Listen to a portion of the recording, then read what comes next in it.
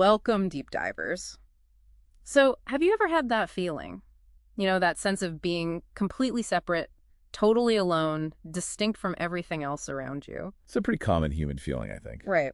Well, today we're going to challenge that. We're diving deep into this really big idea, often called the Law of Divine Oneness. And the core of it is that maybe, just maybe, that feeling of separation isn't the whole story. Maybe it's, well, an illusion. Exactly. An illusion hiding this fundamental connection between absolutely everything. Mm-hmm. So, to get our heads around this, let's start with something tangible. Picture yourself walking through a forest. You see the individual trees, the different plants. Seemingly separate things. Totally. But then, beneath your feet, there's this hidden world, this incredible network. People call it the Wood Wide Web. Ah, yes, the mycelial network. It's fascinating stuff. It's basically these tiny fungal threads, mycelium, connecting the roots of trees. Not just the same trees, right? Yeah. Even different species. Oh, yeah. Different species, sometimes over huge distances. It's like a biological internet under the ground. And what's really amazing is how they use it. Okay. Tell us more about that. How does it work? Well, trees aren't just standing there in isolation. They're communicating. They're collaborating through this network. You have older sort of mother trees sending vital nutrients through the network to help younger saplings that are struggling. Wow. Like a support system. Exactly. And they can also send out chemical signals like distress calls, warning their neighbors about pests or disease. So the forest isn't just a collection of trees, it's more... That's much more like a single cooperative organism, interdependent. It really changes how you see it. That image, that forest reality, it's such a powerful mirror for our own experience, isn't it? Because we feel so separate, this I that seems distinct from everyone and everything else. The illusion of separation, as it's often called. Right. And Einstein, the physicist Albert Einstein, he had this quote about it. He called this feeling of self something separated from the rest, a kind of optical delusion of his consciousness. An optical delusion is a strong way to put it. And it's crucial because this perceived separation isn't just some philosophical idea.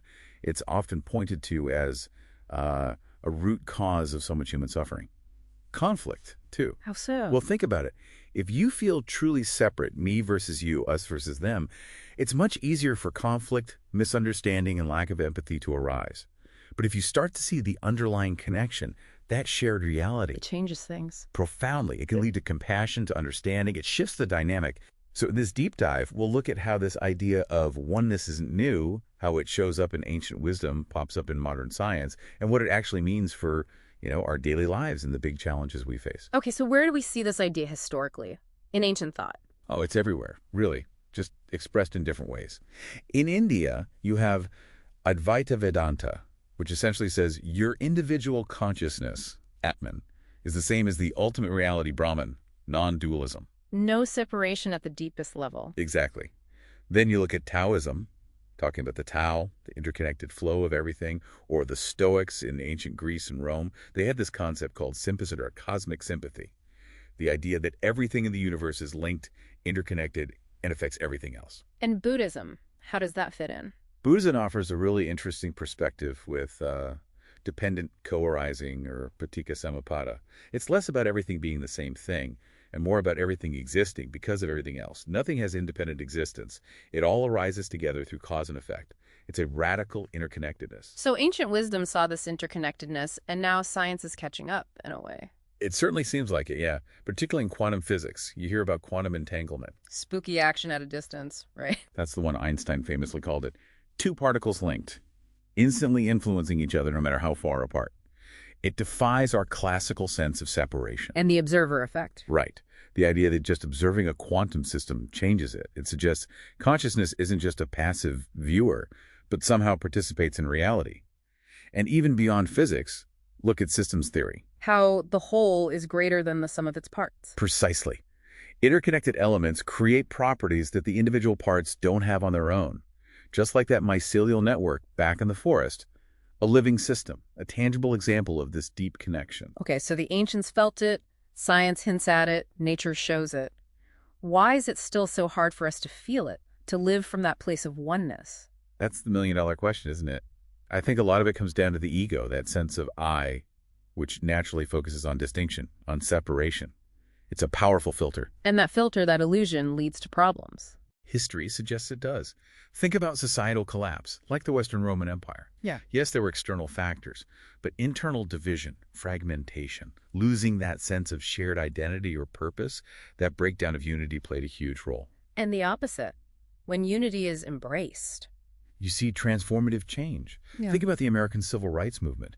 It was powerful because it appealed to a fundamental shared humanity, bridging divides by focusing on that underlying connection.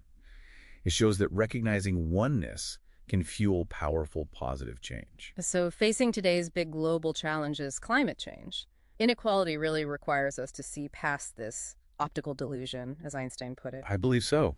These problems are interconnected. They affect everyone. We need that sense of shared fate, shared responsibility, which comes from recognizing our fundamental oneness. It brings us back to that idea of the unseen architect. It's not some external force, maybe, but this inherent law of connection, the way reality actually is. So, a final thought for you listening.